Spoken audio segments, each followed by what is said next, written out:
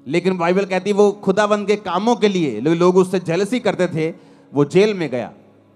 Jail में गया तो एक आम इंसान सोच सकता है कि अगर ये परमेश्वर का दास है तो फिर जेल में क्यों गया, फिर प्रभु इसको बाहर क्यों नहीं निकालता। लेकिन वचन में क्या लिखा है?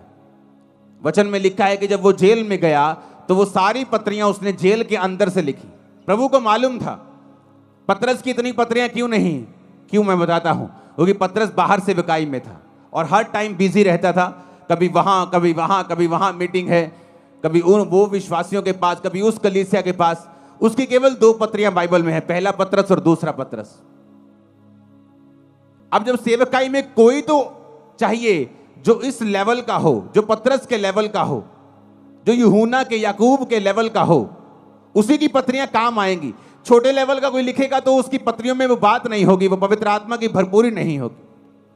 तो परमेश्वर जानता है कि पौलुस एक ऐसा जन है जो उस लेवल का प्रेरित है। और वचन क्या कहता है? वो जेल में गया और उसने पत्रियां को लिखा। परमेश्वर का उसको जेल में डालने का रीजन ये था कि आने वाले समय में इतनी सेवकाई का असर पतरस का नहीं हुआ जितना पौलुस का हुआ। आज हम किसकी पत्रियों को पढ़ के अपने कैरेक्टर को सही रखते हैं? पौलुस की पत्रियों को पढ़ के, हाँ या ना? पौलुस की पत्रियां पढ़ते हैं।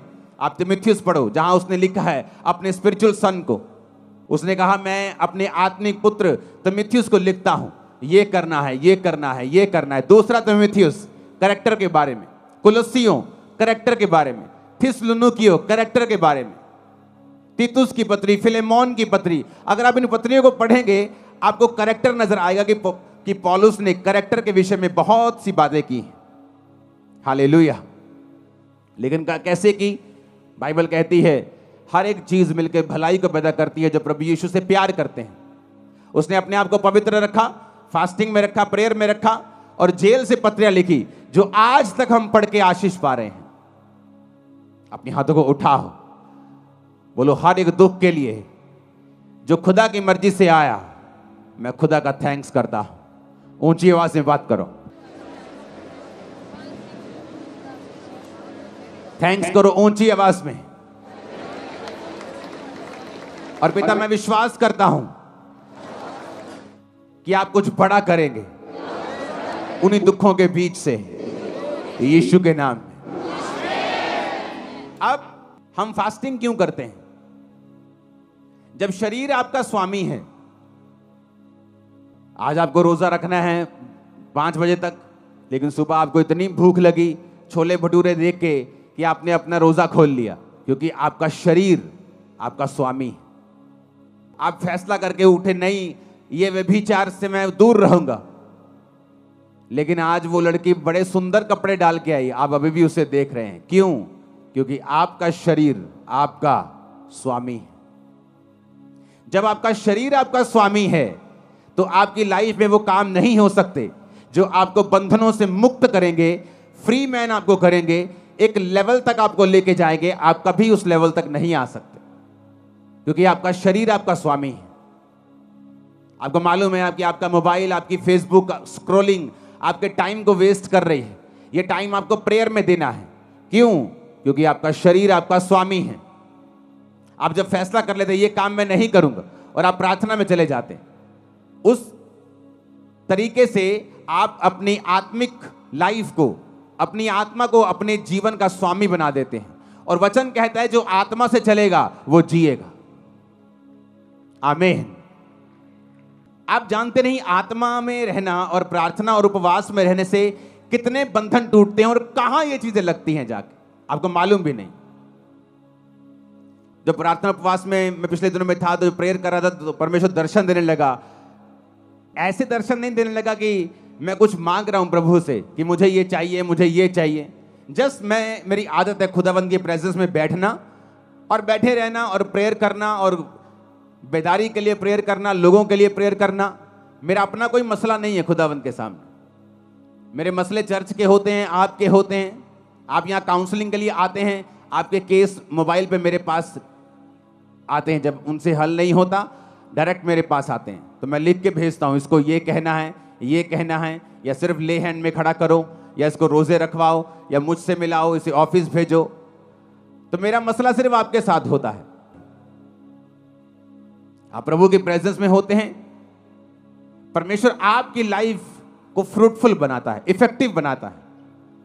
वो आपके बिजनेस के बारे में आपको दर्शन दे सकता है।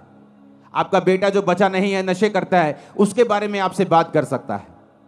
आपकी वाइफ के बारे में, आपके हस्बैंड के बारे में, आपके बच्चों के बारे में, आपकी सेहत के बारे में, किसी भी बारे में वो आपसे बात कर सकता है। जो चीज कमजोर है, शैतान के हाथ में है, बंधन के नीचे है, उसके बारे में प्रभु आपसे बात करता है। इसलिए तो वचन में लिखा है कि मैं अपने वचन को भेज के अपने लोगों को चंगा करूंगा।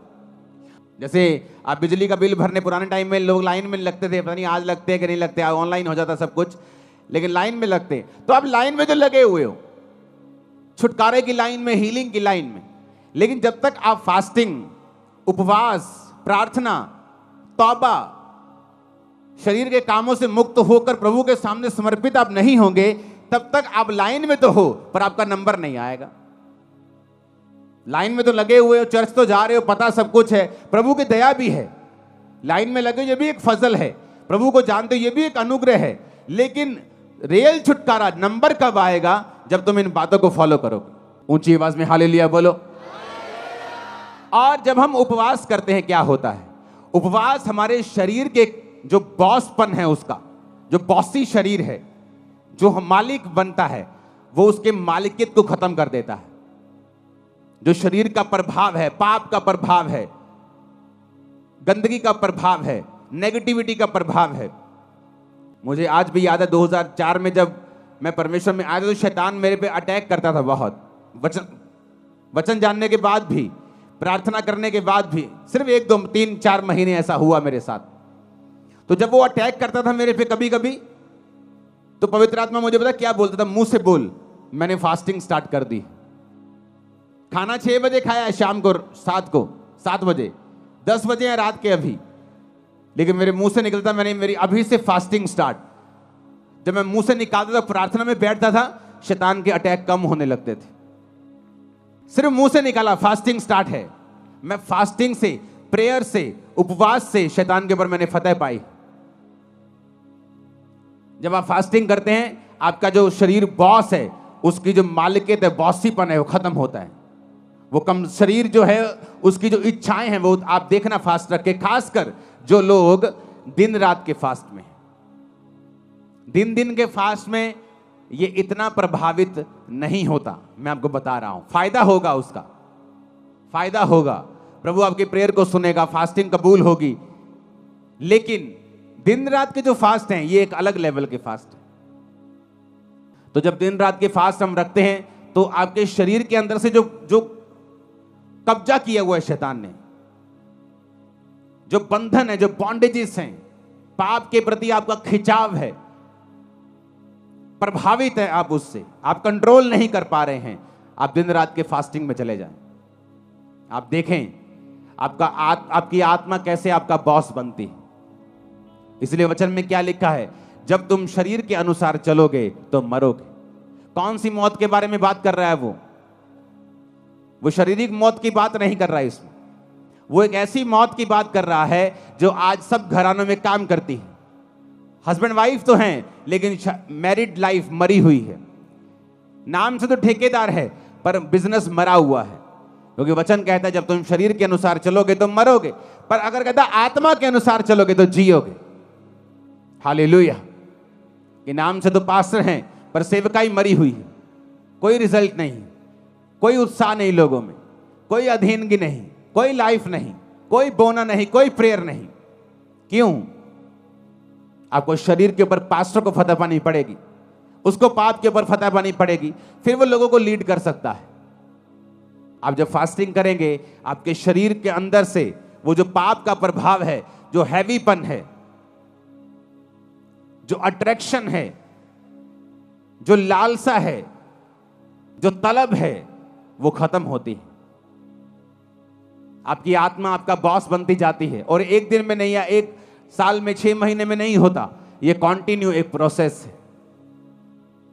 जिस तरह मौसम बदलते हैं, गर्मी आती है, सर्दी आती है, बारिश आती है, आपकी आत्मा के जीवन में भी कई बार विश्वास में आप टॉप पे होते हैं, कई बार शैतान आपके विश्वास को हिला रहा होता है।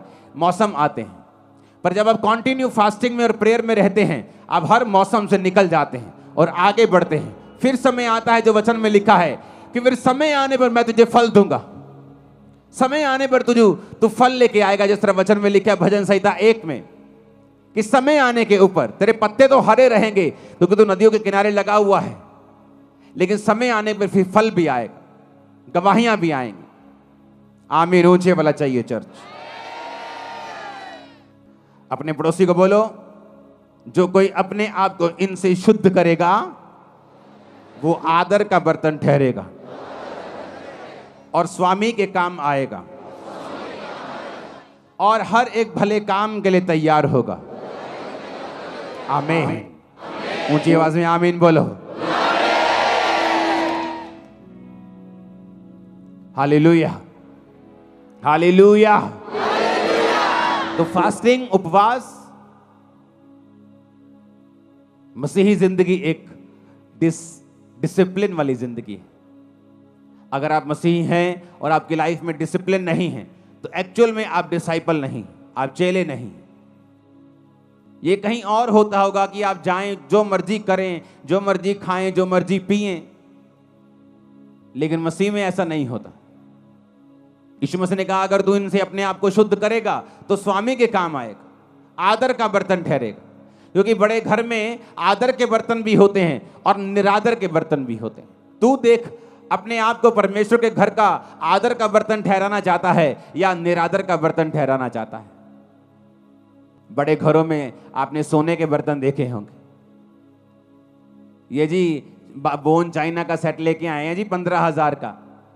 कभी कूड़ेदान लेके आए हो 20,000 का, 25 कूड़ेदान लेके आए हो कभी? 1 लाख रुपए का कूड़ेदान लेके आए हैं जी, सोने के। इसमें ओरिजिनल 24 कैरेट गोल्ड का उसमें लाइनें लगी हुई हैं। आप कभी नहीं करो। आप कूड़ेदान लेके आओगे, बस मजबूत सा दे दो जी, कूड़ा डाले तो टूटे नहीं। लेकिन बर्तन लेके आओगे शानदार, जिससे पीना है, जिससे खाना है। काम हमारे निरादर के बर्तन वाले हैं और प्रभु से हम कहते हैं कि हमें आदर क्यों नहीं मिल रहा, मेरा बच्चा मेरा आदर क्यों नहीं करता। तुम प्रभु का आदर नहीं करते, लोग तुम्हारा आदर नहीं करते। मेरी फैमिली मेरे अधीन नहीं है जी, तुम परमेश्वर के अधीन नहीं हो, इसलिए तुम्हारा परिवार तुम्हारे अधीन नहीं। मेरा पति मेरी बात नहीं सुनता, तुम प्रभु की बात नहीं सुनती, इसलिए तुम्हारा पति तुम्हारी बात नहीं सुनता। सब कुछ जुड़ा हुआ है। तुम आत्मा में कामयाब हो जाओ, शरीर में कामयाबी तुम्हारे पीछे पड़ के मिले, तुम्हें मिलेगी, बाइबल कहती है। आत्मा में कामयाब हो जाओ, शरीर में कभी भी फेल नहीं हो सकते तुम लोग, कभी भी, नेवर। वो लाइन चेंज कर देगा तुम्हारी, लेकिन फेल नहीं होने देगा। हालेलुया। मसीह जिंदगी डिसिप्लिन वाली जिंदगी है। मसीह में आके भी डिसिप्लिन नहीं है। अगर उन्हीं चौकों में खड़े होकर लड़कियों को छेड़ना है, अगर वैसे ही काम करने, वैसे ही मोबाइल चलाने, उन्हीं ब्लॉगर्स की तरह वैसे ही ब्लॉग बनाने और गालियां निकालनी है, अपने आप को क्रिश्चियन बोलना छोड़ दो। तुम उन लोगों की तरह नहीं हो जो लोग सुनते हैं संसारिक और शारीरिक गाने। मैंने क्रिश्चियन लोगों की शादियों में बजते हुए देखे हैं गाने, शराब के गाने, कोट कोट पिला देखो, शराब के गाने क्रिश्चियन लोगों की शादियों में। इमेजिन करो कैसी बरकत परमेश्वर देगा उन्हें। सोचो, जहां बरकत होनी चाहिए, जहां प्रभु की प्रेजेंस होनी चाहिए कि एक जोड़ा सदा के लिए मिल रहा है, वहां पे खुदा की अगर प्रेजेंस होगी तो उनकी लाइफ में बरकत आएगी और वहां शैतान की प्रेजेंस होती है। आप किस चीज से सुनते हैं बताओ? उस अंग का नाम क्या है? बोलो। कान से? कहां है कान? ये कान नहीं, इससे नहीं सुनते आप, मालूम है कि नहीं? इससे सुनते हो आप? नहीं, इसके अंदर एयर ड्रम, इसके अंदर कान का एक पर्दा है, उससे सुनते हो आप, इससे थोड़ी सुनते हो। ये तो एक मांस का टुकड़ा है। पहलवान देखे कभी ओलंपिक वाले? उनके यहां देखा क्या हुआ होता है? वो बज बज के उनके कान फट फट के मोटे हुए होते यहां से। अगर ये सुनते हैं तो जब वो मोटे हो जाते हैं फिर वो कहां से सुनते हैं? वो तो अंदर से सुनते हैं भाई, इधर से। कान के अंदर जो होल है, यहां एक, वहां अंदर आवाज जाती है, कान का पर्दा उसे रिसीव करके सिग्नल भेजता है, दिमाग में जाते हैं तो आवाज आती है। ये थोड़ी सुनता है। फिर ये बनाया क्यों है? बात तो ये है, प्रभु ने कोई चीज फालतू में तो बनाई नहीं है। अगर मैं इसे हटा दूं, आप कई लोगों का देखोगे एक्सीडेंट में कान उखड़ जाता है, उनके कान होता ही नहीं है, फिर भी वो सुनते हैं। लेकिन परमेश्वर ने बनाया क्यों है फिर ये कान? अगर आप ध्यान से देखें एक पिक्चर में, कान और स्त्री का गर्भ दोनों सेम शेप के होते हैं। इधर लेफ्ट साइड पे स्त्री का गर्भ है, यूट्रस है, जहां बच्चा होता है। बच्चा और कान दोनों सेम शेप के होते हैं। दूसरी फोटो भी है आपके पास, कान और बच्चा और स्त्री का गर्भ, पिछली फोटो दिखाओ, दोनों सेम शेप के होते हैं। परमेश्वर ने जब कान अंदर बनाया तो परमेश्वर चाहता था कि इंसान जो है इस बात को समझे कि मैंने कान का बाहरी हिस्सा वो ऐसे भी छोड़ सकता था, यहां फ्लावर बना सकता था ऐसे सुंदर करने के लिए, लेकिन उसने गर्भ की शेप को लिया और तुम्हारे कान पे चिपका दिया। क्यों? क्योंकि परमेश्वर ने तुम्हें बहुत केयरफुली डिसाइड करने के लिए बोला है कि तुम अपनी लाइफ में क्या सुनोगे और क्या नहीं सुनोगे। क्यों? जब औरत के गर्भ में बीज जाता है तो वो बच्चा पैदा करता है, और जब परमेश्वर ने कहा तुम्हारा कान जो गर्भ की शेप का है, जब इसके अंदर बीज जाएगा, वो चाहे अच्छा बीज हो चाहे बुरा बीज हो। एक चोर का जब शादी होता है तो उसके भी बच्चा होता है। एक जादू टोना तांत्रिक, एक बंदों को मारने वाला एक कातल, जब वो भी शादी करता है तो बच्चा पैदा होता है। एक धर्मी जब शादी करता है तो भी बच्चा पैदा होता है। तो बच्चा अच्छा है या बुरा है, ये निर्भर करता है कि कौन उसे पैदा कर रहा है। परमेश्वर ने तुम्हारे कान को गर्भ के जैसा इसलिए बनाया है कि परमेश्वर कहता है कि कान के अंदर क्या डलेगा, अच्छा या बुरा, ये तुम डिसाइड करोगे। जैसा तुम डालोगे तुम्हारी जिंदगी का फल वैसा ही होगा, अच्छा या बुरा। अब तुमने गाने डालने हैं, शराब के गाने डालने हैं, वो गाने डालने जिससे बीपी बढ़ जाता है, तुम शारीरिक जोश में आ जाते हो, वट देंगे टोक देंगे, तुम्हारा वो भला करने वाले नहीं। मैं खड़दा, मैं जानदा, मैं आंदा, वो तुम्हारा भला करने वाले नहीं है। इसलिए प्रभु ने कहा ध्यान से देखो कि क्या सुनते हो। जब मैं चर्च में से वापस आया करता था तो मेरी आदत थी हिंदी गाने सुनने की, तो हिंदी गाने में सुनता था। और एक दिन पवित्र आत्मा ने मुझे प्रेरित किया, तो मैंने अपने भाई से, क्रिश्चियन भाई से पूछा, मैंने कहा क्या बेनीहीन गाने सुनता है? जैसे मैं हिंदी गाने सुनता हूं, बेनीहीन भी इंग्लिश गाने सुनता है फिल्मों के? कहता नहीं यार, वो नहीं सुनता होगा। मैंने कहा अगर वो नहीं सुनता होगा तो मुझे भी नहीं सुनने चाहिए। अगर मुझे प्रभु में बढ़ना है तो हिंदी गाने सुनता हूं तो मुझे मेरे अंदर वही फीलिंग्स आती हैं। तो अगर वो भी फीलिंग्स आएंगी, चर्च जब मैं जाके सॉन्ग प्रभु का सुनता हूं तो वो आत्मा वाली फीलिंग आती है। तो मैं अपने शरीर को दो चीजों से भर नहीं सकता हूं, एक ही सोते से खारा और मीठा दोनों पानी तो नहीं निकल सकते, तो चुनाव करना पड़ेगा। उस दिन से कैसेट्स होती थी, तब सारी फेंक दी थी, कोई गाना नहीं सुनना। और पवित्र आत्मा कैसे भरता है? जब मैं सॉन्ग सुनता था, ये सुखविंदर साथ होता था सॉन्ग 2004 से 5 से, जब गीत गाते थे, सॉन्ग सुनते थे, तो वो सॉन्ग सारा हफ्ता दिमाग में बजता था जब तक अगली मीटिंग नहीं आती थी। 3-4 दिन वो सॉन्ग बजी जाना आत्मा में, जब तक कोई और सॉन्ग नहीं सुन लेना। तो उस वजह से पवित्र आत्मा से हम भरपूर रहते थे, सब लोग जितने इस नियम के ऊपर चलते थे। तो परमेश्वर ने कान क्यों बनाया, उस फोटो को देखेंगे। परमेश्वर ने कान गर्भ के जैसा क्यों दिया है, जबकि जो सुनने वाली चीज है वो तो अंदर है, कान का पर्दा तो अंदर है। लोग बोलते जी मेरे थप्पड़ मारा किसी ने, कान का पर्दा फट गया, अब सुनता नहीं। अगर इस कान से सुना जाता तो ये फटता तो कान नहीं सुनता, पर अंदर का पर्दा फटता है तो कान नहीं सुनता। क्योंकि ये परमेश्वर ने गर्भ के जैसा बनाया है, ताकि जो कुछ तुम अंदर लोगे, गाने, गालियां, संसारिक चीजें, किस दोस्त के साथ आप बैठ रहे हो, ऐसा दोस्त जो आपके साथ जब बैठता है, जब आप उठते हैं तो आपका विश्वास कम हुआ होता है, वो आपके अंदर नेगेटिव चीजें डालता है। ओ ठीक है चर्च, ओ कदी कदी चल जाया कर, उन लोगों ने भी बना के रखनी है, ओ ले एक चर्च है जी सारे लोगों का वखरा ही कर देती है, और आप थोड़ी आप क्या सुनते हैं मायने रखता है। आप अगर नेगेटिव सुनेंगे और उस नेगेटिव को कैंसिल नहीं करेंगे, आपने मान लिया कुछ नेगेटिव सुना और आपको मालूम नहीं है कि उसे कैंसिल करना है, उसे रिजेक्ट करना है, ऐसे लोगों के पास नेक्स्ट टाइम मत बैठें जहां बैठने पर आपका विश्वास कमजोर होता है। अगर वो रिश्तेदार है, त्याग दें कुछ सालों के लिए, उसे कुछ महीनों के लिए त्याग दें। वो दोस्त जो मैंने 2007-8 में त्याग दिए, 15-16 साल बाद मुझे मिलते हैं आज, लेकिन आज मेरी बातों का असर उन पे होता है, उनकी बातों का असर मेरे पे नहीं होता। क्यों? एक समय था अगर क्रिश्चियन होने के बाद भी अगर मैं उनके साथ रहता तो हो सकता उनकी बातों का असर मुझ पे होता। जब मैंने अपनी 10th को कंप्लीट किया था तो मेरे कई नए दोस्त स्कूल से बाहर बने थे, और उसमें से एक दोस्त मेरा ऐसा था जिसका मेरे ऊपर बहुत प्रभाव था। मोस्टली मेरा प्रभाव मेरी टीम पर, मेरे लोगों पर होता था, लेकिन एक दोस्त ऐसा था जिसका प्रभाव मुझ पे होता था, जो मुझे प्रभावी लगता था। अगर वो मेरी लाइफ में होता क्रिश्चियन बनने के दौरान, मैं आपको बता देता हूं, अगर वो मुझसे कहता तो हो सकता मेरा विश्वास वो ना होता।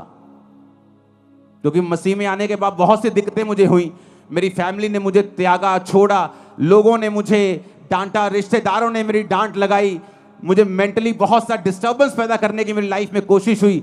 शैतान ने डिस्टर्ब अलग किया, बीमारियों ने अलग किया, लोगों ने अलग किया। पर मसीह में आने के कुछ महीने पहले ही वो दोस्त को परमेश्वर ने मेरी लाइफ से दूर कर दिया था, और अब तब मुझे मालूम हुआ कि इतनी स्टूपिड सी चीज के ऊपर हम कभी भी अलग नहीं हो सकते थे, लेकिन हम हुए। लेकिन कुछ साल पहले हमारा फिर मेल मिलाप हुआ। आज मेरी बातों का असर उस पर होता है, उसकी एक भी बात का असर मेरे पे नहीं होता। टाइम होता है, एक समय होता है, खुदावंद आपकी बोलता है सहेली छोड़ दे मेरी बेटी, अपने दोस्त को मेरे बेटे छोड़ दे, अपने इस रिश्तेदार को छोड़ दे, कुछ साल के लिए अलग हो जा, अपनी लाइफ बना, अपना कैरियर बना। अरे यूपीएससी एग्जाम में भी, संसारिक सफलता लेने के लिए भी बच्चे जो हैं कुछ देर के लिए अलग हो जाते हैं। माता पिता अपने शहर को छोड़ के बच्चों के साथ दिल्ली चले जाते हैं एग्जाम की तैयारी करने के लिए। एक संसारिक आदमी को मालूम है संसारिक दृष्टि में कामयाब होने के लिए हमें त्याग करना पड़ेगा, और आत्मिक लोग इतने मूर्ख और इतने अंधे और इतने बहरे और गूंगे हैं कि वो त्याग करने के लिए बिल्कुल तैयार नहीं। उन्हें लगता है कोई त्याग करने की जरूरत नहीं, घर में बार बनाओ कोई प्रॉब्लम नहीं, घर में शराब पियो कोई प्रॉब्लम नहीं, कैसी भी संगति करो कोई प्रॉब्लम नहीं, कहीं भी जाओ कोई प्रॉब्लम नहीं, चर्च भी जाओ उधर भी जाओ, जब उनका प्रोग्राम आता है उस धर्म का आता है उधर भी जाओ, सब जगह जाओ। इसीलिए तो आप यहां बैठे हो जहां आपको नहीं होना चाहिए, कि 10 साल से नाम ठेकेदार है लेकिन ठेका कोई नहीं है आपको। आप वहां बैठे हो जहां आपको नहीं होना चाहिए। आपको फलवंत होना चाहिए था, बढ़ना चाहिए था। बढ़े क्यों नहीं? क्योंकि क्रिश्चियन व्यक्ति के बारे में बाइबल कहती है कि नमक का स्वाद अगर बिगड़ गया तो वो किसी काम का नहीं। दूसरा बंदा पापी हो सकता है शारीरिक रीति से कामयाब हो जाए, लेकिन क्रिश्चियन अगर खुदा से दूर होगा तो धक्के खाएगा और पैरों के नीचे आएगा, वचन कहता है, क्योंकि तुम सच्चाई को जानते हो। तुम्हारा न्याय अलग रीति से होता है। दूसरा गाने सुन के कामयाब हो सकता है, संसारिक दृष्टि से, आत्मिक दृष्टि से वो भी एक नाकामयाब व्यक्ति है, लेकिन तुम शारीरिक और मानसिक और आत्मिक सब दृष्टि में नाकामयाब हो सकते हो, क्योंकि तुम्हारा न्याय अलग रीति से होता है। तुम प्रभु के लोग हो, तुम वचन जानते हो, सच्चाई जानते हो, तुम जानते हो तुम उजाले में हो, तुमने उजाले का स्वाद चखा है, तुम परमेश्वर को जानते हो। जब सुबह अपने कानों में कंघी, जब अपने बालों में कंघी करने के लिए उठोगे तो अपने कानों पे ध्यान देना और सोचना कि आज मुझे क्या सुनना है, इस गर्भ के अंदर मुझे क्या लेके जाना है, अच्छा बीज या बुरा बीज। अच्छा बीज लेके जाऊंगा तो अच्छा फल लाएगा, बुरा बीज दूंगा तो बुरा फल आएगा। जमीन नहीं देखती, अब आम बो दोगे भी आम उगा देगी, आप डोडे बो दोगे डोडे उगा देगी, आप कांटे बो दोगे, कैक्टस बो दोगे, कैक्टस उगा देगी। जमीन नहीं देखती, जमीन बोलती मुझे बीज दे मैं तुझे उगा दूंगी। कान भी, जीवन भी देखता नहीं क्या अच्छा है या बुरा है। वो तुम्हारा डिसीजन है, वो पावर तुम्हारे पास है, अंगों के पास नहीं है। जमीन के पास उगाने की पावर है, तुम्हारे अंदर उगाने की पावर है, लेकिन उगाना क्या है ये तुम्हारे ऊपर निर्भर करता है। ऊंची आवाज में हालेलुया बोलो, ऊंची आवाज में फिर से हालेलुया बोलो। बाइबल कहती अवसर को बहुमूल्य समझो और देखो तुम्हारे अंदर क्या जाना चाहिए, अच्छा या बुरा। अपने हाथों को उठाओ।